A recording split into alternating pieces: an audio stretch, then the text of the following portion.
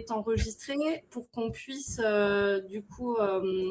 l'envoyer aux personnes qui n'avaient pas pu se connecter ce matin avec nous. L'idée, c'est du coup, donc moi je suis Nadège Vaugrenard, je suis chargée de déploiement pour la plateforme de l'inclusion. Je serai accompagnée d'Aurélie de Pernay, qui est également chargée de déploiement pour la plateforme de l'inclusion et spécialisée donc dans les emplois de l'inclusion.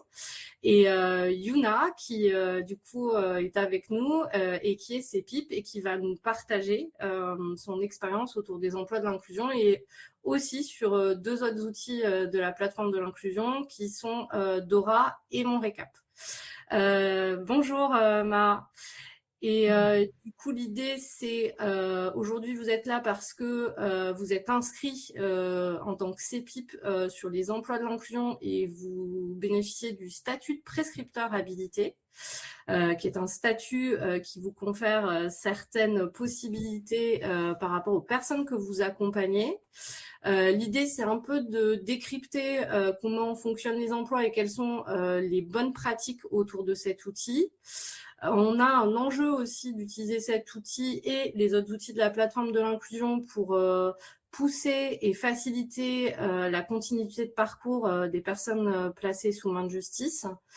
Donc aujourd'hui, Aurélie va vous présenter les grandes fonctionnalités et Yuna nous fera part de son expérience et de la manière dont elle utilise ces outils dans son quotidien de CPIP.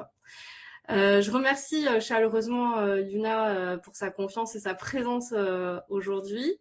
N'hésitez pas à nous faire savoir dans le chat si c'est très intéressant pour nous, ça nous est précieux. Si vous êtes plutôt placé sur le milieu ouvert ou le milieu fermé, ça nous permet aussi de voir au niveau de vos pratiques, peut-être si on a des choses plus ou moins spécifiques à vous pousser. Et n'hésitez pas aussi, vous pouvez dans le chat nous faire part de freins, de choses qui aujourd'hui peut-être pourraient vous poser problème dans cet outil qu'est les emplois de l'inclusion, ou de choses qui fonctionnent très bien aussi. Mais on est ouvert effectivement à des axes d'amélioration sur cet outil. Je vais laisser Aurélie du coup prendre la main. Aurélie, c'est OK pour toi. Et moi, je ferai de la modération avec vous dans le chat pour voir s'il y a des questions qui sont à remonter à Aurélie et à Yuna. Et je vous souhaite un très bon webinaire et merci à toutes et à tous pour votre présence.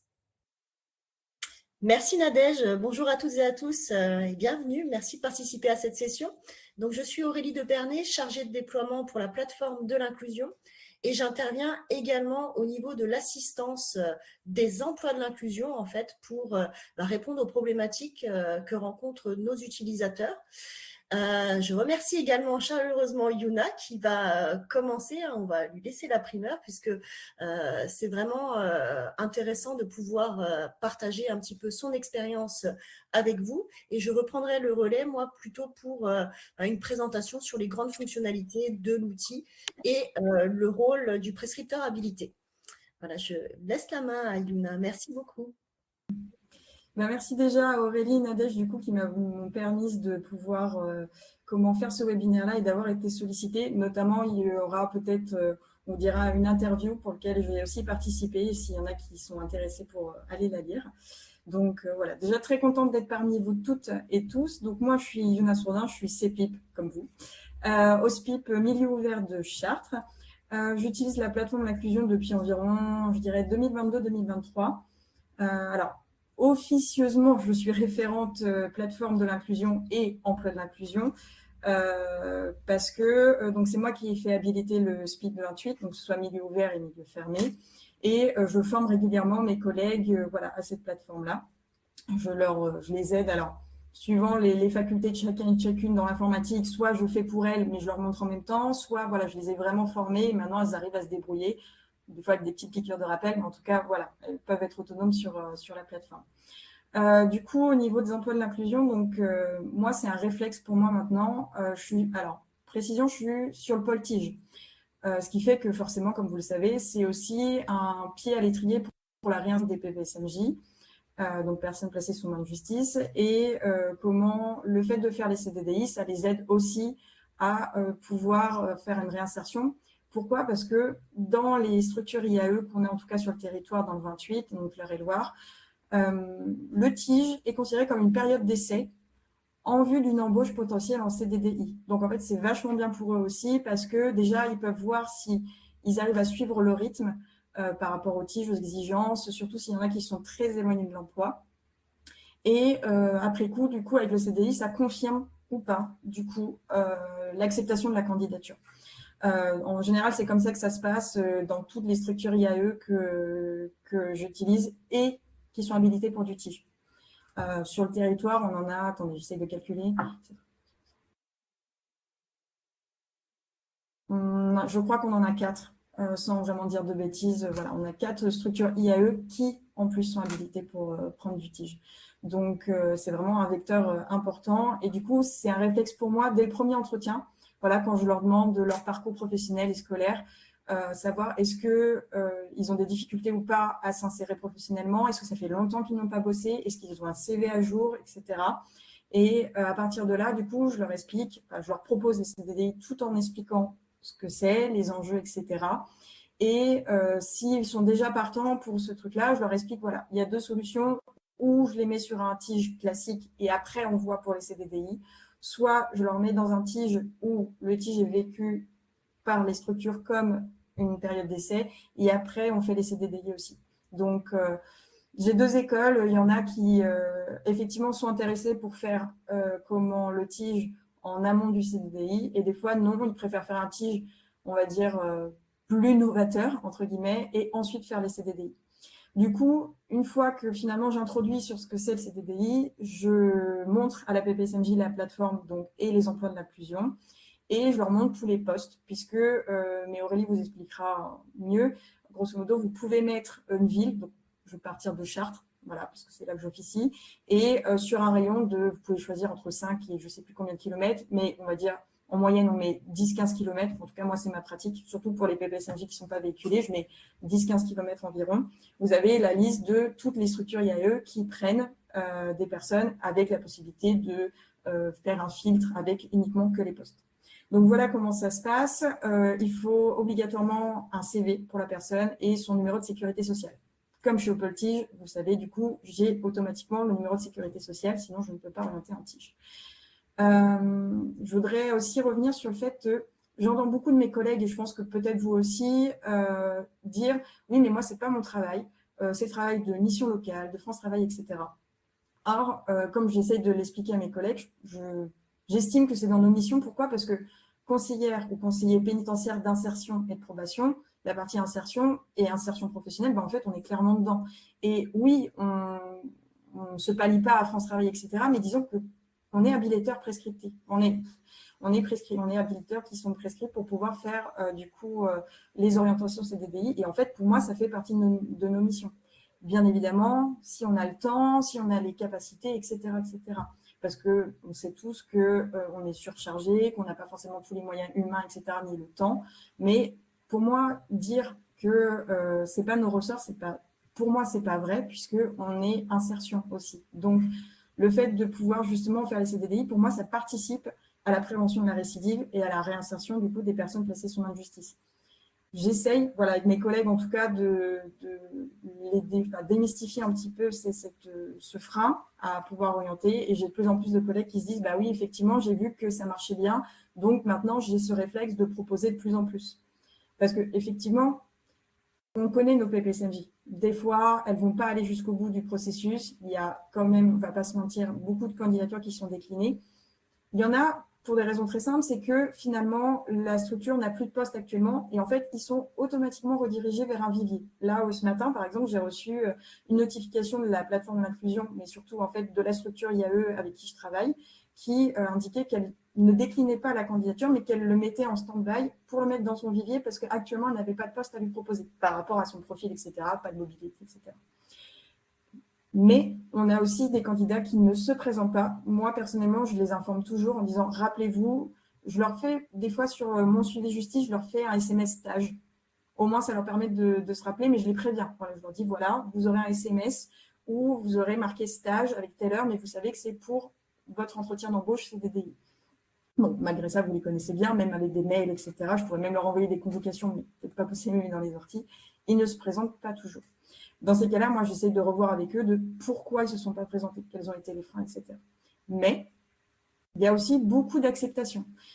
Pour vous donner un ordre d'idée, j'avais une PPSMJ, ça faisait vraiment 20 ans qu'elle n'avait pas travaillé. Jamais levée, etc., avec des allers-retours en détention voilà, par dizaines. Et je l'ai mis sur un poste TIGE SIAE, donc une des structures donc, dans le nord du département, où en fait, chez nous, le nord du département, c'est Dreux, qui est pourvoyeur vraiment de la plupart de nos PPSMJ sur le département. Et donc, c'est fait qu'il a commencé son TIGE, il avait 140 heures, ce qui n'est pas rien, et il commençait à 6h30 du matin jusqu'à 15h du lundi au jeudi et 6h30 midi le vendredi. Il a tenu les 140 heures, il n'y a eu aucun incident, il a fait tout son TIGE et il vient d'être accepté. Enfin, pas il vient, mais ça fait un mois qu'il a été accepté en CDDI. Donc, c'est que ça. Je ne suis pas sûre, en tout cas, que s'il n'avait pas fait son TIGE, est-ce qu'il aurait réussi à maintenir le poste en CDI? Ça, c'est pas sûr. Mais c'est quand même possible. J'ai d'autres personnes qui ont fait leur TIGE ailleurs et qui ont été acceptées en CDDI. Donc, le ratio, je ne pourrais pas vous le dire honnêtement, mais j'ai quand même plusieurs de mes candidatures depuis que je l'utilise. Donc, je dirais, ce que je disais, 2022-2023, j'ai quand même plusieurs candidatures qui aboutissent et même des changements. J'en ai un, par exemple, il était dans une IAE et finalement, on m'a dit, bah là, on me propose la peinture. Or, c'est mon cœur de métier, la peinture. Est-ce qu'on peut changer? Je dis, bah oui, pas de souci. Du coup, j'ai fait terminer dans une IAE, je vais faire recommencer dans une autre après qu'il ait réussi l'entretien d'embauche dans la nouvelle SIAE. Donc, c'est quand même encourageant pour nous parce que finalement, on se dit, bah oui, ça prend un petit peu de temps. Voilà. Alors, plus on en fait, c'est comme tout, c'est en forgeron qu'on devient forgeron, mais plus on en fait, plus c'est rapide. Au début, c'est un petit peu lent parce qu'il y a tout le diagnostic, faire l'éligibilité à eux, etc. Mais une fois qu'on a le réflexe et qu'on sait, c'est moins compliqué. Moi, je fais des copier-coller, alors non pas des diagnostics, mais pour une même personne, vous verrez, on peut postuler qu'une fois et à chaque fois, il faut recommencer le processus. Mais du coup, je fais juste des copier-coller de mon même diagnostic pour la même personne pour plusieurs postes. Comme ça, au moins, on gagne du temps.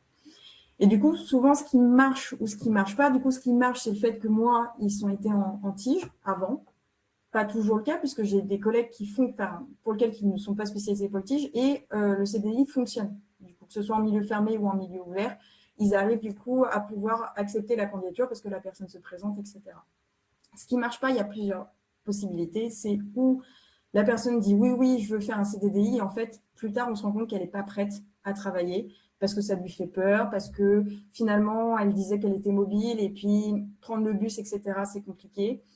Il y a aussi le fait qu'ils n'arrivent pas à tenir sur de la longueur, même si pourtant les postes sont adaptés, puisque du coup, c'est vraiment des structures qui ont l'habitude de prendre en CDDI les personnes, et peu importe quelles qu'elles soient, que ce soit des jeunes, des seniors, que ce soit des personnes qui sont très, très éloignées ou moins éloignées, qui sont issues du ministère de la Justice ou pas. Voilà, donc elles adaptent quand même, mais il y a la rigueur c'est un travail, donc ils le savent aussi. Et voilà, des fois, le fait d'avoir des horaires particulières, des contraintes, etc., qui n'ont pas eu depuis longtemps, c'est peut être ça qui ne marche pas aussi, que ce soit au moment de l'embauche ou au moment de l'exécution, enfin, du début du contrat. Donc, voilà, par rapport à mon utilisation. Après, je fais juste une aparté, mais c'est ce que disait Nadège, on en reparlera. Il y a deux outils que j'utilise. Donc, il y a ce qu'on appelle mon carnet récap, ou mon récap plutôt. Donc, il y a un carnet, en fait, où, ce qui est vachement bien pour nous, vous avez les identifiants pour les PPSMJ, que ce soit comment les impôts, France Travail, etc. Vous avez également une partie mes rendez-vous, j'espère que vous voyez bien, donc qui je rencontre, quand, où, etc. Et vous avez aussi des périodes de bilan. Voilà, qu'est-ce que j'ai appris, quelles sont les démarches que j'ai faites, etc. Pour l'instant, vous avez donc 15 carnets gratuits par SPIP. Et après, il faut, si vous êtes intéressé, on peut commander, mais c'est payant pour vous. Moi, actuellement, pour l'instant, je l'ai distribué qu'à une seule de PPSMJ. Je lui ai dit voilà, de toujours garder le carnet avec lui. Et ça me sert aussi parce que très souvent, vous le savez très bien, ils sont demandeurs d'aide pour ce que ce soit la CAF, France Travail, les impôts, etc. Et le fait d'avoir le carnet, du coup, c'est vachement bien parce que ma PPSMJ, pour le coup, elle est orientée en tige vers une structure. Elle a eu un entretien d'embauche pour la même structure pour le CDDI. Donc là, il est en attente de faire son tige pour pouvoir être embauché définitivement. Il a rendez-vous avec médiation familiale, comment France Travail, pour les soins. Alors nous, c'est CICAD pour la dicto, etc. Et en fait, c'est vachement bien. Le risque éventuellement, c'est qu'ils les perdent. Du coup, j'hésitais à soit garder le carnet, soit finalement leur donner. J'ai préféré, en tout cas pour cette personne-là, le donner parce qu'il y a un autre guide que j'utilise qui n'a rien à voir, mais qui est un accompagnement individuel. Et pour le coup, il l'a à chaque fois. On le remplit à chaque fois. Donc, voilà. Et juste une aparté, et après j'aurai terminé. Pour Dora, en fait, ce qui est vachement bien, c'est que c'est tous les partenaires sur notre propre territoire. Par exemple, vous avez quelqu'un qui est analphabète. Vous allez sur Dora, donc qui est un applicatif sur la plateforme de l'inclusion, en plus des emplois et d'autres. Vous mettez par exemple, moi Chartres, je mets alphabétisation et ça va mettre tout en fait les structures qui sont habilitées, en tout cas qui peuvent être utilisées pour orienter nos personnes. Il y a de tout, donc je vous dis l'alphabétisation, les formations, la santé, etc. Et c'est vachement bien parce que du coup c'est un annuaire et c'est pratique parce que finalement nous on travaille souvent en automatisme avec les mêmes types de partenaires. Et là, pour le coup, vous avez pléthore de partenaires possibles et sur notre propre territoire. Donc, c'est quand même plutôt bien. Voilà, merci à vous de m'avoir écouté en tout cas. Et puis, si vous avez des questions, n'hésitez pas. Merci beaucoup pour ce témoignage. Merci beaucoup. Alors, je ne sais pas, il n'y a pas de questions en particulier. N'hésitez pas vraiment dans le chat à formuler vos questions par écrit. Vous pouvez même activer votre micro directement. Il n'y a aucun problème. Au contraire, les interactions, c'est peut-être beaucoup plus intéressant qu'une présentation plus directe. N'hésitez pas s'il y a des... Je me permets d'intervenir. Aurélie, on a une question pour la commande du carnet Mon Récap. Je vais vous mettre un lien dans le chat. Ok, pour Mon Récap, donc, effectivement. Il y a des remerciements également. Je vais peut-être passer à la suite et n'hésitez pas à revenir sur ce témoignage. Peut-être je pense qu'on en reparlera durant la démonstration que je vous propose maintenant. Donc moi, je vais vous parler plus précisément des emplois de l'inclusion. Donc les emplois de l'inclusion, pour rappel, pour ceux qui ne le savent pas. Donc c'est un service numérique qui a pour objectif de faciliter le recrutement des personnes éloignées de l'emploi. Donc, l'idée, c'est de pouvoir mettre en relation les personnes éloignées de l'emploi avec les employeurs inclusifs. Et donc, ce service va vous permettre, on a parlé tout à l'heure, au niveau du moteur de recherche, va vous permettre d'identifier rapidement des employeurs inclusifs qui recrutent. À travers des fiches structure, à travers des fiches de poste, vous allez pouvoir identifier à partir d'une localisation ce qui est proposé sur le territoire. Et vous allez également pouvoir postuler directement en ligne et suivre l'évolution du traitement des candidatures qui auront été envoyées. Alors, la particularité, on voit qu'il y a 4 types de comptes disponibles au niveau des emplois de l'inclusion. Donc, on a à la fois des comptes disponibles pour les candidats qui peuvent en toute autonomie postuler directement et également des comptes orienteurs. Donc, en fait, on se rend compte que ces 2 types de comptes, statistiquement, les candidatures sont beaucoup moins acceptées. Pourquoi ? Eh bien, parce qu'il y a cette notion de prescripteur habilité qui intervient.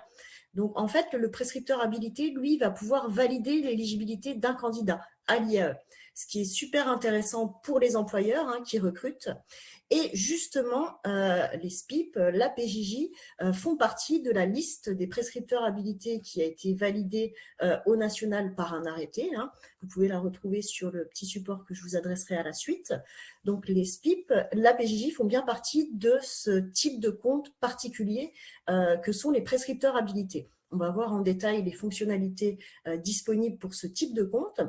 Et enfin, bien sûr, on a des comptes pour les employeurs avec principalement des structures d'insertion par l'activité économique, puisque l'ensemble utilise le service pour pouvoir notamment obtenir le droit administratif d'embaucher des personnes, puisque c'est sur ce portail des emplois de l'inclusion qu'ils vont récupérer ce qu'on appelle le pass IAE, nécessaire pour l'embauche de tout candidat en IAE.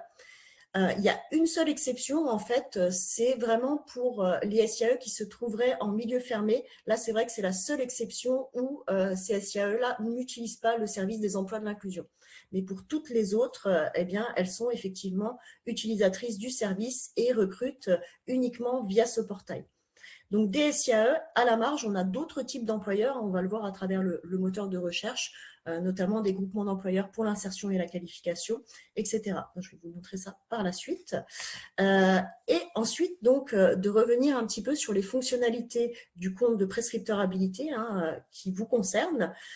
Sur cette slide, on voit les différentes fonctionnalités. Alors, les deux premières sont disponibles que l'on ait un compte de type orienteur ou prescripteur habilité, c'est-à-dire de proposer des candidatures aux employeurs inclusifs et de suivre l'évolution de leur traitement, mais aussi de gérer l'organisation et les collaborateurs rattachés à cet espace, à cette organisation. Et donc, les autres fonctionnalités ne sont disponibles que lorsque l'on dispose d'un compte de prescripteur habilité. Donc, la principale, je dirais, c'est cette possibilité bien de valider l'éligibilité à l'insertion par l'activité économique du candidat pour une durée de 6 mois. Donc, en fait, à partir de son diagnostic, le prescripteur habilité va pouvoir valider cette éligibilité sur l'interface et lorsqu'il va envoyer la candidature auprès de la SIAE, eh bien, la SIAE n'aura pas besoin à son tour de refaire un diagnostic et de valider l'éligibilité. C'est très intéressant pour les SIAE. Et également, donc, le prescripteur habilité peut aussi déroger aux critères administratifs exigés pour l'IAE. Alors, dans la majeure partie des cas, il est vrai que le public accompagné renvoie à certains critères administratifs, mais même si la personne ne répond à aucun critère, eh bien, un prescripteur habilité peut tout à fait valider son éligibilité. C'est vraiment son diagnostic de la situation qui doit lui permettre de dire si oui ou non l'IAE est une bonne opportunité pour la poursuite de son parcours.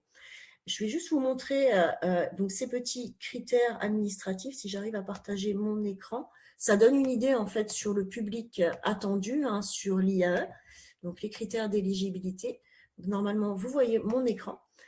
Et donc, c'est rappelé ici, donc l'éligibilité à l'IAE d'un candidat, il est déterminé par rapport au diagnostic socio-professionnel qui ne peut être réalisé que par un prescripteur habilité ou par une SIAE. Et si c'est la SIAE qui prend en charge la validation de l'éligibilité du candidat, eh bien, ce candidat doit répondre à un certain nombre de critères administratifs obligatoirement. Donc, on les voit en dessous, ces critères. On a les critères de niveau 1 et de niveau 2. Donc, par exemple, sur les critères de niveau 1, on a les personnes bénéficiaires du RSA, les allocataires de l'ASS, de l'AH, les demandeurs d'emploi de très longue durée. Juste à côté, on a les justificatifs que la SIAE doit avoir en sa possession uniquement si c'est elle qui valide l'éligibilité. En fait, si la SIAE décide de valider l'éligibilité de son côté, donc il faut absolument que la personne réponde aux critères administratifs. Il faut qu'elle ait en sa possession les justificatifs qui attestent des critères qui auront été sélectionnés pour le diagnostic, puisque finalement, cette SIAE sera soumise au contrôle a posteriori de la part des DETS. Donc, il y aura éventuellement un contrôle et il faudra que la SIAE puisse justifier des critères qu'elle a sélectionnés. Ce qui n'est pas du tout le cas lorsque c'est un prescripteur habilité qui adresse la candidature à la SIAE, puisqu'à ce moment-là, le diagnostic est déjà validé. Donc, la SIAE n'a pas besoin de refaire de diagnostic, elle n'a pas besoin d'avoir de justificatif et il n'y aura aucun critère réalisé par les autorités compétentes dans ce cadre-là. Donc, d'où l'intérêt vraiment de montrer le poids, le rôle important du prescripteur habilité. On a en dessous les critères de niveau 2 qui sont un petit peu plus larges, des critères liés au niveau d'études, des critères liés à l'âge, au parcours de la personne, si elle est sortante de l'ASE par exemple, des demandeurs d'emploi longue durée, des travailleurs handicapés, parents isolés, des personnes qui ont eu un parcours d'hébergement ou de rue, la situation administrative, en fonction aussi de la localisation de la personne, si elle réside en ZRR ou en quartier de la politique de la ville, quartier prioritaire de la politique de la ville. On a également ce critère de personnes sortantes de détention ou placées sous main de justice. Et enfin, 2 derniers critères liés aux problématiques en termes de maîtrise de la langue française et de mobilité. Donc voilà un petit peu pour ces critères administratifs. Je voulais juste arrêter de partager mon écran si je peux. Excusez-moi, je voulais juste... Voilà. OK. Ici, c'est bon. Donc, on a dit le prescripteur habilité a un rôle important hein, puisqu'il peut valider l'éligibilité du candidat, il peut déroger aux critères administratifs et ça facilite finalement le recrutement hein, pour la SIAE. C'est ce qu'on a vu tout à l'heure. Alors après, il y a d'autres fonctionnalités que je ne vais peut-être pas détailler aujourd'hui, hein, mais des fonctionnalités qui sont un petit peu à la marge et disponibles uniquement si on dispose d'un compte de prescripteur habilité. Alors, ce que je voulais vous proposer maintenant, c'était une petite démonstration hein, justement de comment est-ce qu'on peut identifier une fiche de poste, une structure, comment utiliser notre moteur de recherche et à la suite, comment postuler pour un candidat en essayant de vous donner un petit peu des astuces dans la saisie des informations. Alors, je vais changer mon écran, si ça veut bien. Et s'il y a des questions en cours de route, n'hésitez pas à m'interrompre. Vous pouvez activer votre micro, poser votre question sur le chat. On se fera un plaisir d'essayer d'y répondre. Alors, je vais partager cet écran. Normalement, vous voyez mon écran. Donc ici, je suis sur le portail des emplois de l'inclusion hein, et directement, même sans être connecté, sur la page d'accueil, vous avez accès à ce moteur de recherche pour pouvoir identifier un emploi inclusif. Donc, ce qui a été dit tout à l'heure, hein, effectivement, cette recherche, elle va partir d'une localisation. Donc, je vais renseigner le nom d'une ville. Alors, on a parlé de Chartres tout à l'heure, je vais prendre l'exemple de Chartres. Je vais cliquer ensuite sur le bouton « Rechercher » et ici, je vais avoir deux onglets en termes de résultats. Donc, un premier onglet où je vais pouvoir identifier des fiches structures, donc les fiches des employeurs hein, qui sont publiées. Et sur le deuxième onglet, le moteur de recherche s'intéresse plus particulièrement aux fiches de poste proposées. On va détailler un petit peu ces deux onglets. Donc, sur le premier onglet employeur, on a effectivement donc, ce filtre hein, de distance, donc de 2 à 100 km, à savoir qu'effectivement, hein, si la personne n'est pas mobile, eh bien, on va sélectionner une distance plus faible. Un autre filtre pardon, très intéressant et important, c'est le type de structure. Puisqu'en fait, l'idée ici, c'est de pouvoir identifier une SIAE qui sera la plus à même de pouvoir accompagner la personne. On a différents types de SIAE. Voilà, donc je vais vous montrer ici hein, différents types de SIAE. Donc, il y a 5 types de SIAE. On a des ateliers et chantiers d'insertion et des entreprises d'insertion, donc qui assurent la production de biens et de services. Je dirais, en gros, c'est vraiment ici, ces deux types de SIAE vont plutôt accompagner les personnes vraiment les plus en difficulté, les moins autonomes. Puisque sur les deux autres types, hein, les associations intermédiaires et entreprises de travail temporaire, ici, il s'agit de la mise à disposition de personnel. Donc, de fait, la personne devra être un petit peu plus autonome pour être orientée vers ces SIAE. Et enfin, le dernier type de SIAE hein, qui est très particulier qui s'adresse aux travailleurs indépendants. Donc, 5 types de SIAE. Et cette page, elle est intéressante hein, sur la documentation des emplois de l'inclusion. Vous allez pouvoir identifier les différentes modalités en fonction de ces différents types de SIAE. On va voir qu'elles ne proposent pas la même durée hebdomadaire de travail, par exemple, que le public cible est un petit peu différent. Les types de contrats sont un petit peu différents. Donc, je vais peut-être mettre le lien dans le chat. Ça peut vraiment être intéressant de pouvoir déjà avoir une idée sur quel est le type de SIAE qui sera la plus à même de pouvoir accompagner la personne. L'idée, c'est vraiment de pouvoir adapter la structure en fonction du profil accompagné. Je vais revenir ici sur la démonstration et j'ai mis le lien dans le chat. Hein, ça peut être intéressant par la suite. Donc, d'identifier le type de structure. Hein, donc, par exemple, ici, je vais prendre un ACI, hein, pourquoi pas.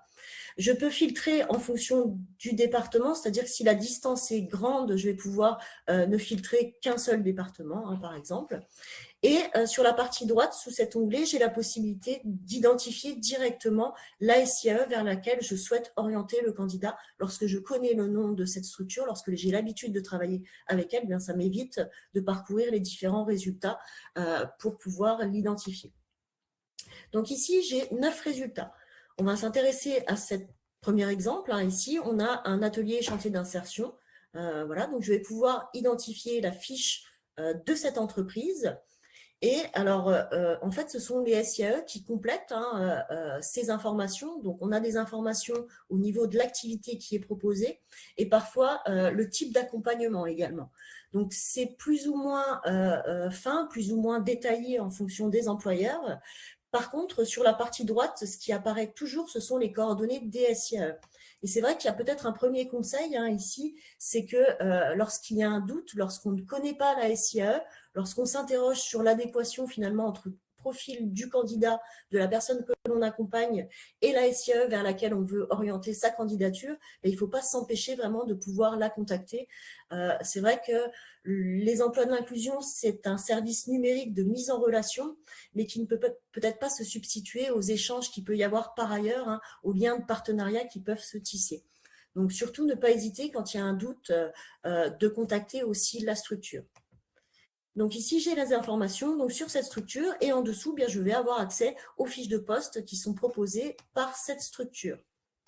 Si je reviens à la liste ici, donc on s'est intéressé à l'onglet employeur. Maintenant, on peut s'intéresser au deuxième onglet qui concerne directement les fiches de poste ouvertes au recrutement. Donc ici, je vais avoir des filtres supplémentaires en plus de la distance du type de structure et du département. Je vais pouvoir éventuellement filtrer en fonction du type de contrat qui est proposé, éventuellement, et en fonction aussi du domaine métier. Donc, ces deux filtres n'apparaissent que sur cet onglet poste ouvert au recrutement. Donc, si je regarde par exemple une fiche de poste, ici, je peux cliquer dessus et arriver à cette fiche de poste. Donc, en haut à droite, systématiquement, on a une information sur l'actualisation de la fiche de poste, ce qui permet peut-être de s'assurer si le besoin est toujours d'actualité. Et donc, toujours aussi sur la partie droite, les coordonnées de la structure qui propose cette fiche de poste. Et par contre, sur la partie gauche, donc, ce sont des informations que l'employeur a sélectionnées, donc concernant les informations générales, donc le type de contrat proposé, le nombre d'heures hebdomadaires, la localisation du poste. En dessous, on a une description qui est plus ou moins détaillée et éventuellement le profil recherché et les prérequis. Donc voilà un petit peu comment fonctionne ce moteur de recherche. Je ne sais pas si on a des questions sur le chat ou si quelqu'un veut prendre la parole. Surtout, n'hésitez pas. Si vous avez des remarques. Je vois que Nadège a peut-être une question.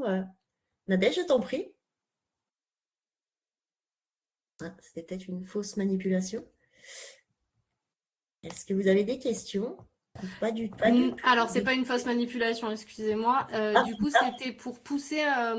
En fait, Yuna précisait dans le chat que en fait, le critère kilométrage de recherche était automatiquement mis à 25 km et qu'il fallait, qu'on avait la possibilité de le modifier. Yuna, pour toi, c'est vraiment important d'avoir ça en tête puisque la zone de recherche est peut-être un peu.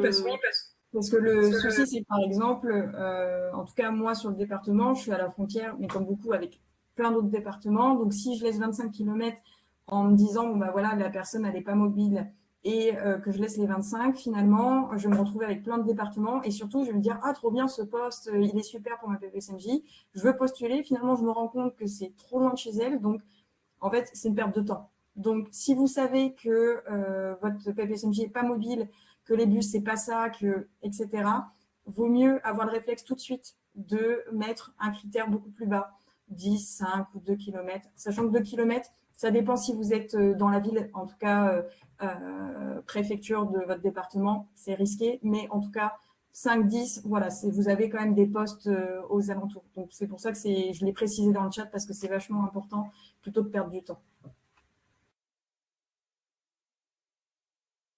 Bonjour, Yuna, c'est Isabelle. Moi également, je suis sur la thématique des tiges. Et donc, je voulais savoir, tu as parlé tout à l'heure des SIAE qui sont habilités pour recevoir des tigistes. Oui. Et ça, du coup, comment tu le sais? Comment tu sais quel SIAE est habilité? Alors, c'est juste qu'en fait, avec le RT-Tige, forcément, du coup, il a habilité des structures. Donc là, pour le coup, c'est des structures associatives ou autres. Et pour le coup, en fait, je m'en suis rendu compte, déjà, à force de discuter avec mes partenaires que je connais très bien depuis 2021, mais surtout, sur la plateforme de l'inclusion, j'ai vu le nom, je fais, du coup, ils sont habilités pour prendre des personnes en CDDI. Bon, du coup, je vais leur proposer. Et finalement, maintenant, ça vient naturellement. Je leur dis, voilà, monsieur, voici sa candidature pour le TIGE, et en même temps, il voudrait postuler en CDDI. Est-ce que vous êtes toujours d'accord, même si je le sais qu'ils sont d'accord, mais par principe, je leur demande, est-ce que vous êtes toujours d'accord pour que le TIGE soit considéré comme une période d'essai, etc., etc. En fait, c'est comme ça que je l'ai su, et à force, maintenant, je sais que telle ou telle structure dans mon vivier de partenaires TIGE fait de la prescription aussi, reçoit plutôt des candidatures, de CDDI. Donc, c'est comme ça que je l'ai su. Donc, il ne faut pas hésiter, je pense, à ce que tu envoies des mails à tes partenaires pour leur demander, voilà, est-ce que vous prenez des CDDI, ou juste, tu regardes dans le moteur de recherche, tu mets la ville où tu es, ou en tout cas sur le département, et comme ça, tu pourras vérifier, tu reconnaîtras forcément les noms de tes structures partenaires de TIGE qui, du coup, prennent en CDDI les personnes. D'accord. Et la période d'essai, elle dépend du nombre d'heures à effectuer ou c'est limité? Moi, ce que je fais, c'est entre guillemets une fausse période d'essai. C'est moi qui extrapole, mais en fait, c'est comme ça qu'on le fait avec mes partenaires, c'est-à-dire que voilà, on se dit que le TIGE, c'est une période d'essai pour effectivement prendre en CDDI. Mais c'est juste nous qui faisons cette convention, entre guillemets, de manière tacite et non officielle, etc. Et en fait, c'est compté dans le nombre d'heures de TIGE. Effectivement, au bout des 35, 105, peu importe, si la personne a bien fait son TIGE, il n'y a pas d'incident, là, la structure me dit, voilà, voici le formulaire de travail. On est d'accord pour le prendre en CDDI. Est-ce que vous pouvez faire l'orientation sur la plateforme de l'inclusion? Et après, je fais sur les emplois d'inclusion, pardon, et après, je fais toute l'orientation. D'accord. Ok. Et Aurélie, une petite question pour toi. Alors, j'ai vu que tu as parlé des fonctionnalités et tout, mais par rapport au bilan qu'il y a à faire avant, ça se fait avant au niveau du candidat? Quand on veut postuler pour un candidat, il faut faire d'abord le diagnostic?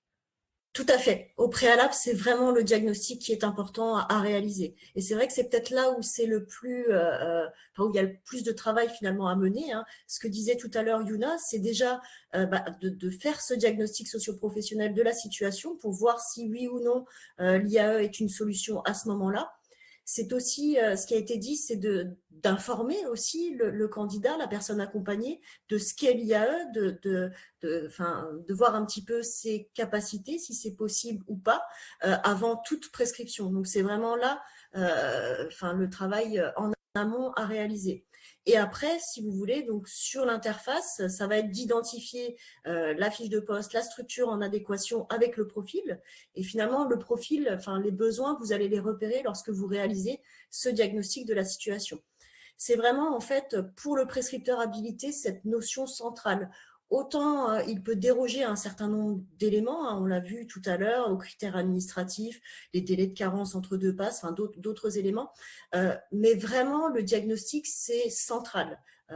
Avant toute orientation, l'important, c'est de bien réaliser ce diagnostic de la situation. C'est ce qui va permettre de savoir si oui ou non il est intéressant d'orienter la personne. Et à la suite, en fait, sur l'interface, ça va être très rapide. Hein, je vais vous montrer par la suite. Au niveau des critères, on va sélectionner des critères ou pas, hein, d'ailleurs, et on va pouvoir valider l'éligibilité de la personne. Voilà, j'espère que ça répond à votre question. Je vais juste faire une petite précision pour rassurer les collègues. L'éligibilité, elle se fait qu'une seule fois pour la personne, elle est modifiable. C'est-à-dire qu'on fait les critères, est-ce que PPSMJ, est-ce que analphabétisation, est-ce que problème de mobilité, on ne fait qu'une seule fois. C'est après coup, une fois qu'on postule pour un emploi, qu'on nous demande un diagnostic de la situation socio-pro et que là, pour le coup, il faut le refaire à chaque fois. Par contre, l'éligibilité, une fois qu'elle est faite, elle est faite. Juste, on peut modifier un peu les critères après coup. Donc, je vous rassure par rapport à ça. Et tout se fait depuis la plateforme? Tout se fait depuis la plateforme, oui. D'accord. En fait, souvent, moi, ce que je fais pour donner mon expérience, c'est que je choisis le poste, je postule. Donc, il faut, comme je disais, le numéro de sécurité sociale de la personne. Donc, je remplis le numéro de sécurité sociale de PSMJ. Ensuite, ça me demande les critères d'éligibilité IAE. Donc, je remplis. Et ensuite, ça me bascule sur le poste, par exemple, agent d'entretien pour ressourcez-vous ou peu importe, reconstruire ensemble. Et là, je mets mon diagnostic de pourquoi j'oriente. En fait, c'est vraiment comme quand on fait nos RIE, c'est-à-dire que je vais mettre, voilà, la personne, elle est désinsérée professionnellement depuis tant d'années, voici ses expériences professionnelles. Même s'il a le CV, j'aime bien le remettre quand même. Est-ce qu'il est mobile, pas mobile? Est-ce que, par exemple, il est volontaire? Enfin, comme un vrai CV, monsieur est volontaire, rigoureux, ponctuel, etc. Voilà, c'est comme ça. Et du coup, c'est ce que je disais tout à l'heure, c'est cette partie-là où en fait je fais un copier-coller à chaque fois sur chaque fiche de poste pour lequel je postule. C'est juste pour ce truc-là. Tout à fait. Et d'ailleurs, le diagnostic d'éligibilité, il a une durée de validité de 6 mois. Donc, c'est tout à fait juste. Hein. Il n'y a pas besoin de le réaliser à plusieurs reprises. C'est vraiment le message qui va être adressé à l'employeur qui, lui, va pouvoir être complété. Est-ce que tu disais de mettre des copier-coller pour chaque candidature, finalement? Peut-être qu'on peut faire l'exemple, à moins qu'il y ait d'autres réactions ou d'autres questions. Sinon, on peut faire une petite simulation. Hein. On a un module de démonstration qui permet de le faire. Alors, je vais repartager peut-être mon écran. Voilà. Donc ici, je suis donc connectée sur un compte de prescripteur habilité. Alors ici, ce sont des données fictives. Ici, c'est un CCAS, mais ça pourrait être n'importe quel type de prescripteur habilité. Ça serait la même interface. Donc que ce soit SPIP, que ce soit France Travail, que ce soit n'importe quel autre prescripteur habilité, ça se présente de la même manière. Donc en fait, si on veut postuler pour un candidat, on a ici ce libellé, postuler pour un usager. Donc ici, on va faire toutes les démarches à la suite et on va pouvoir envoyer la candidature in fine. Je vous montrerai tout à l'heure qu'on peut le faire de manière un petit peu plus scindée. Mais on va faire déjà cette première démonstration. Donc, je clique sur « Postuler pour un candidat » et je suis automatiquement redirigée vers le moteur de recherche que l'on a vu tout à l'heure. C'est exactement le même que lorsqu'on n'est pas connecté. Donc, même principe, on renseigne une localisation et on va aller identifier une fiche de poste, une fiche structure adaptée en fonction du profil du candidat. Donc, ce sont des données fictives. Donc, ici, j'ai des informations sur Belfort, donc je vais aller sur Belfort. Donc, par exemple, cette fiche de poste pourrait correspondre. Donc, je me dis, tiens, je vais postuler sur cette fiche de poste de chauffeur. Donc, en haut, j'ai le bouton ici « Postuler ». Donc, une fois que j'ai identifié la destination de la candidature, donc vers qui je vais l'orienter, vers quelle fiche de poste, on va renseigner ce que disait tout à l'heure d'ailleurs Luna, le numéro de sécurité sociale du candidat, ce qui permettra d'identifier si cette personne a peut-être éventuellement déjà un compte sur le site des emplois d'inclusion. Donc, si le numéro de sécurité sociale est reconnu, dans ce cas, il y a une petite fenêtre qui apparaît et on n'est pas obligé de créer le compte pour le candidat. On peut récupérer ces données et poursuivre les démarches. Alors, je vais renseigner un numéro de sécurité sociale ici fictif. Donc, je passe à l'étape suivante. Donc, deuxième chose, on me demande de renseigner une adresse mail personnelle du candidat. Alors, on sait que ce n'est pas toujours évident, que les personnes pas toujours familières du numérique, des messageries, etc. Donc, si le candidat n'a pas d'adresse mail, ce n'est pas gênant. Avec son accord, on peut éventuellement créer une messagerie qui serait uniquement la porte d'entrée pour pouvoir être inscrit sur les emplois de l'inclusion. Il n'y a pas de démarche ultérieure à réaliser par le candidat sur cette boîte mail. Par contre, ici, l'idée, c'est de pouvoir sécuriser le compte du candidat à travers son NIR et son adresse mail. Et c'est aussi de pouvoir lui permettre d'accéder aux données qui le concernent. Donc ça peut être intéressant aussi, notamment s'il consulte sa messagerie, eh bien, il pourra voir l'évolution du traitement de sa candidature. Il pourra être un petit peu plus autonome dans le suivi de ses candidatures éventuellement. Donc, je renseigne ici une adresse mail. Je me permets d'intervenir, Aurélie, juste pour si jamais vous n'avez pas le temps, entre guillemets, de créer une propre adresse mail pour les PPSMJ, même si sur Gmail, ça va très, très vite. Moi, je triche. C'est-à-dire que parfois, je mets mon adresse pro et après, je modifie. En fait, du coup, ce qui fait que de toute façon, je vais avoir double mail parce qu'effectivement, enfin, Aurélie vous en parlera, mais on a des mails pour nous dire voilà, qu'on a bien fait postuler, que la candidature est déclinée ou pas. Mais de toute façon, comme je les préviens, mes PPSMJ, pour le coup, il n'y a pas de souci là-dessus. Et je modifie quand ils ont vraiment une adresse mail fiable, pour le coup, je modifie du coup directement sur leur profil.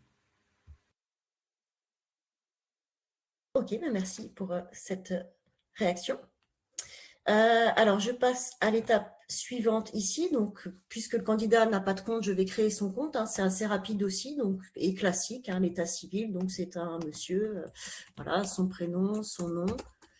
Le numéro de sécurité sociale est repris, donc sa date de naissance. Commune de naissance, je sais pas pourquoi, voilà. Je passe à l'étape suivante, ici, donc de renseigner son adresse postale, donc la rue, etc. Je fais vite. Et en dessous, peut-être un champ qui peut être intéressant et qui n'est pas obligatoire, le numéro de téléphone. Alors ça, c'est pas un champ obligatoire, mais c'est vrai que ça peut être intéressant, si la personne en est d'accord, de pouvoir renseigner son numéro de téléphone, puisque ça permet éventuellement aussi à l'employeur de le contacter plus facilement. Donc ça peut être un plus de renseigner le numéro de téléphone du candidat.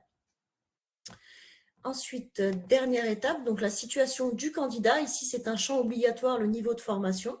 Donc, je vais sélectionner dans la liste, voilà, par exemple, formation niveau BEP, CAP. Et en dessous, j'ai différents critères et que je peux cocher en fonction de la situation. Alors là, ce ne sont pas des éléments obligatoires, mais c'est vrai que c'est toujours important pour l'employeur de bien connaître la situation de la personne. Donc, on conseille quand même d'essayer de remplir au maximum, de cocher finalement les critères qui correspondent.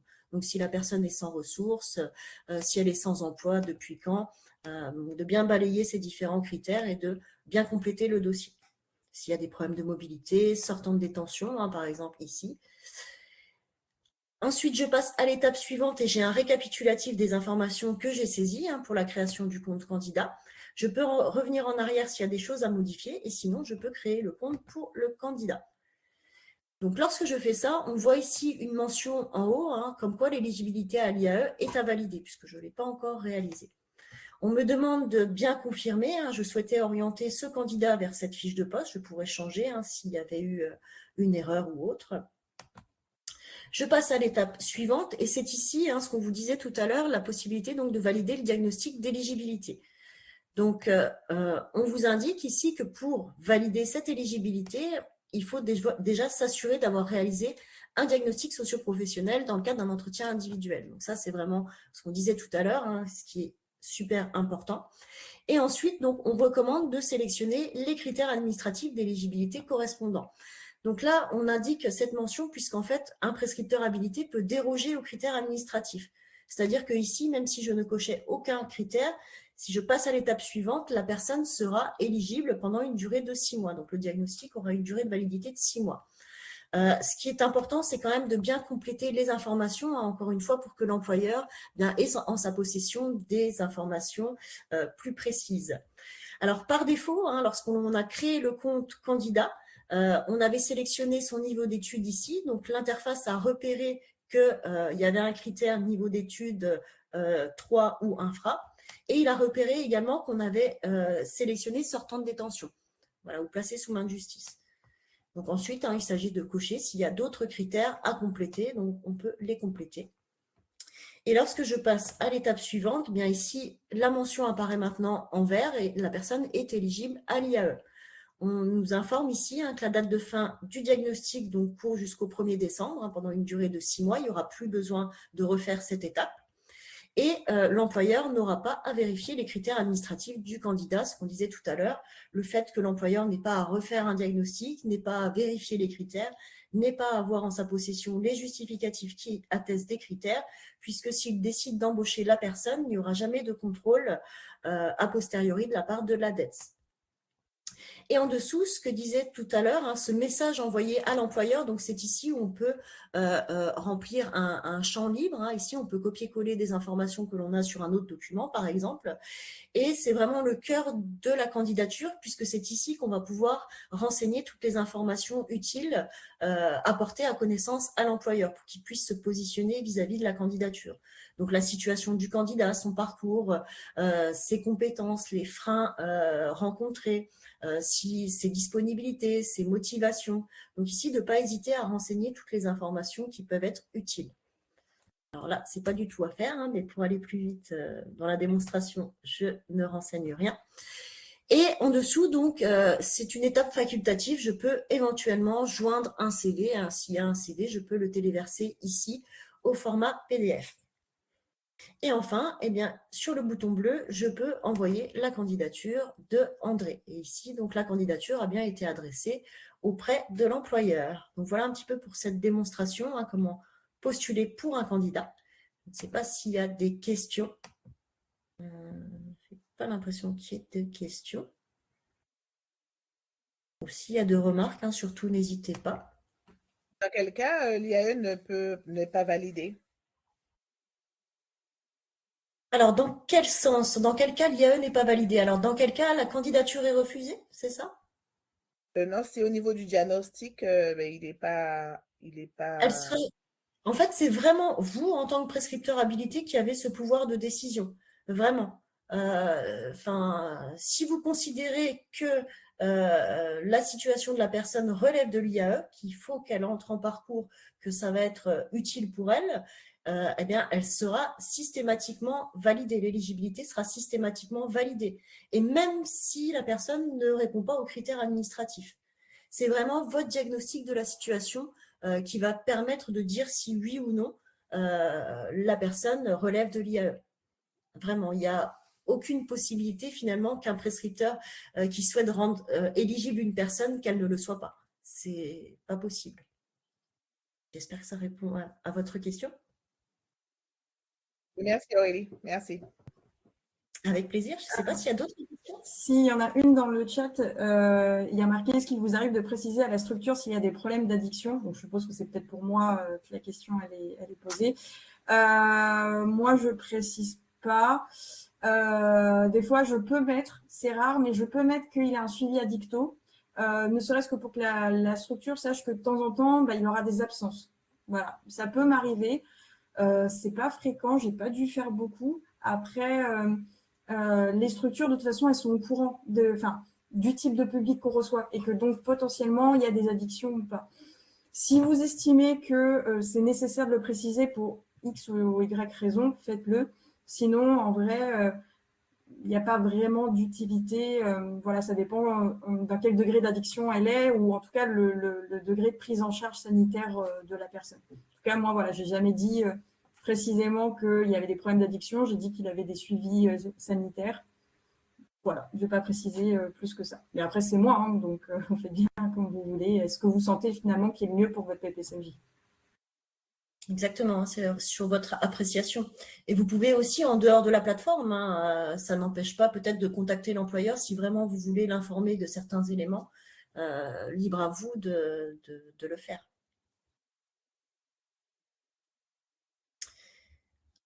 Donc, je ne sais pas s'il y a d'autres questions ou d'autres réactions.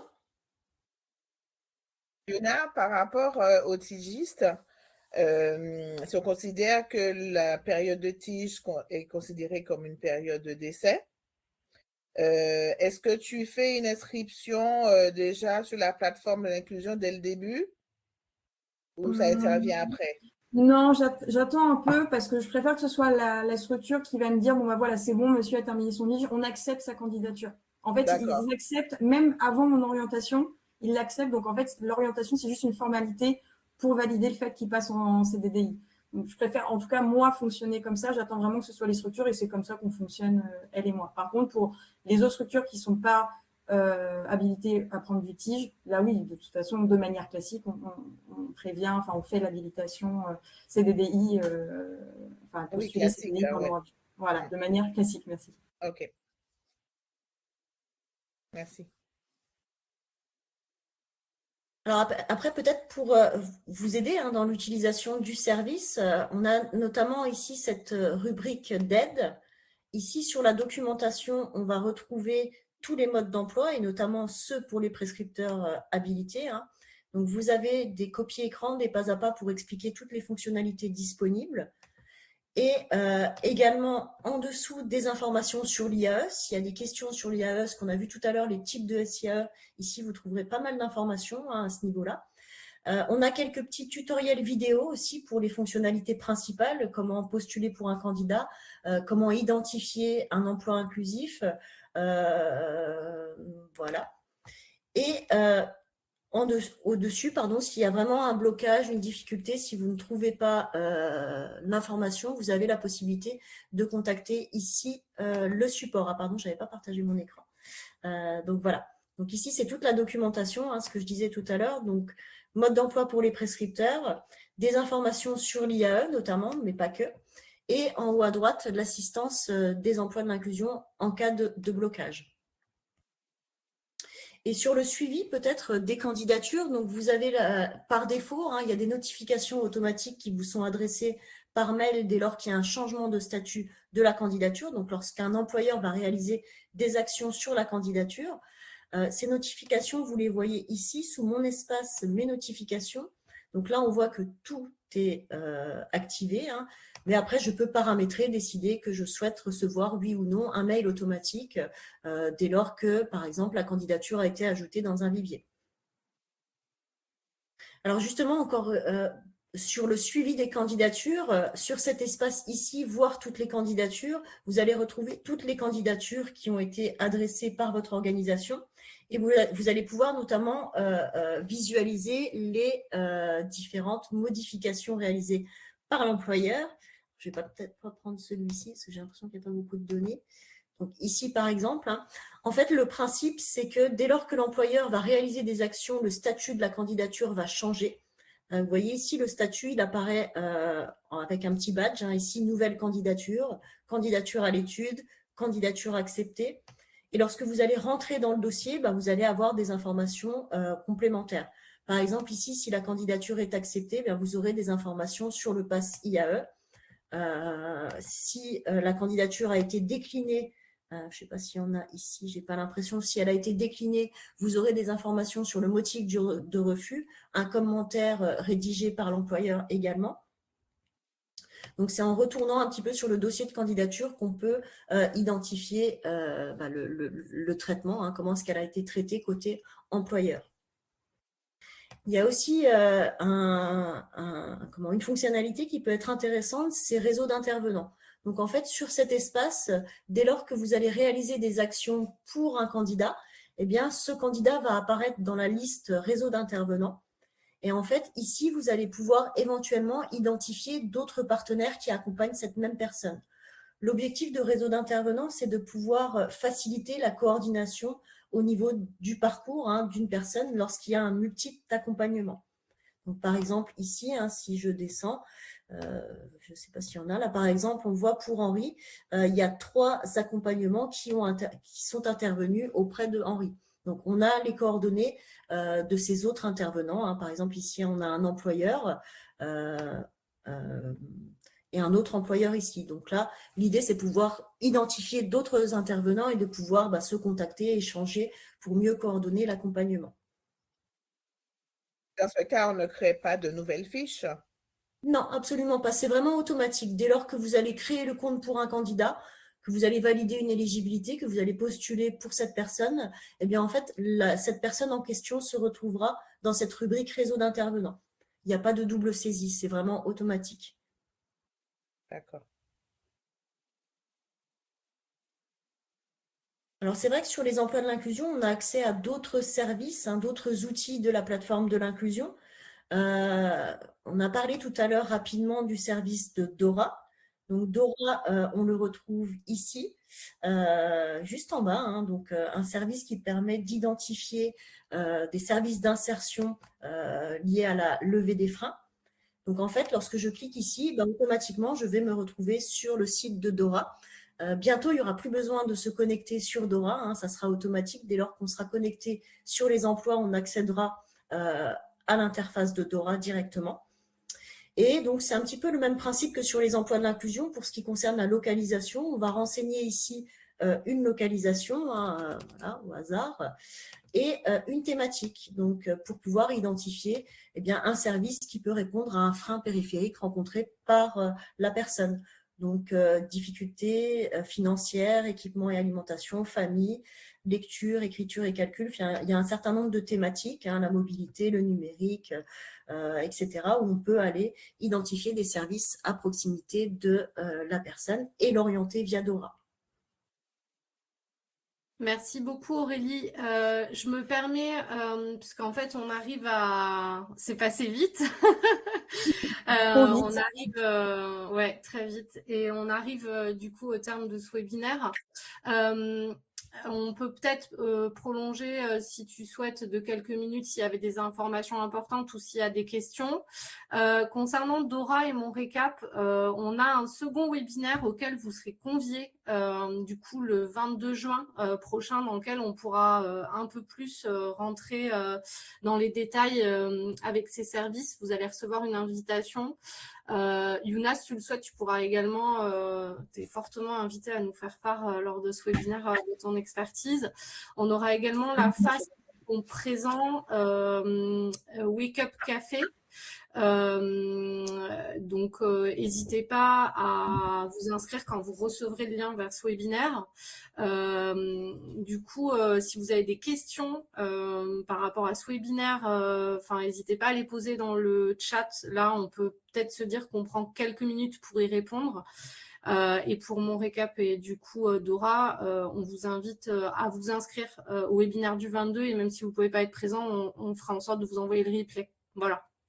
Je laisse peut-être Aurélie et Yuna conclure et répondre à vos questions s'il y en a. N'hésitez pas à allumer vos micros ou à nous les poser dans le chat. Et encore une fois, merci à toutes et tous pour votre présence et votre mobilisation.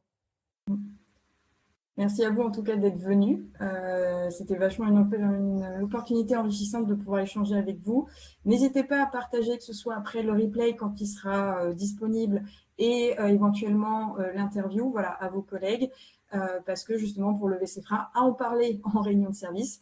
Donc voilà, c'était un vrai plaisir de vous avoir. Merci pour ceux et celles qui ont posé des questions, pour votre présence déjà. Et puis si vous avez encore des questions, n'hésitez pas, c'est le moment. Je vois qu'il y a des questions qui sont en train d'être posées dans le chat, donc je vous laisse peut-être du coup finir de taper vos questions ou vos commentaires. De manière plus large, au côté plateforme de l'inclusion, emploi de l'inclusion, ayez bien en tête qu'on est à votre service, que vous avez un statut quand même de prescripteur habilité qui vous confère une certaine flexibilité dans l'orientation des candidats. N'hésitez pas à nous solliciter aussi en direct si vous avez des besoins d'animation au niveau de vos territoires. Si voilà, à un moment donné, sur une réunion de service, vous pensez qu'on peut intervenir pour pouvoir présenter cet outil à vos collègues pour faciliter la prise en main. On est vraiment là voilà, pour faciliter le déploiement et l'usage des services. Et de manière générale, si vous rencontrez des difficultés, n'hésitez pas à nous interpeller puisqu'on travaille autour de l'amélioration continue de nos outils, que ce soit les emplois d'inclusion, Dora et mon récap, et on est très ouvert à la critique. Donc voilà, ça nous permet d'avancer. Merci à toutes et à tous. Et pour juste précision, si les collègues, vous avez besoin ou une question pratico-pratique et que vous avez besoin d'une réponse immédiate, je me permets, si vous êtes d'accord, Aurélie, Nadège, je peux vous mettre mon mail. Du coup, justice, comme ça, j'essaierai de vous répondre aussi rapidement que je peux, si je ne suis pas partie sur tout le territoire, mais de toute façon, j'ai toujours mon ordi avec moi quand je fais des placements tiges. Donc voilà, si à un moment donné, vous êtes paumé ou quoi que ce soit, n'hésitez pas à me le dire, on peut s'appeler, se faire une visio, enfin, peu importe si c'est du pratico-pratique. Nous solliciter, Yuna peut aussi nous solliciter en direct s'il y a des choses qui sont vraiment complexes. De toute façon, je rebasculerai vers vous deux si c'est trop complexe, etc. Je vais vous mettre mon adresse mail au cas où. Vous en ferez bien ce que vous voudrez.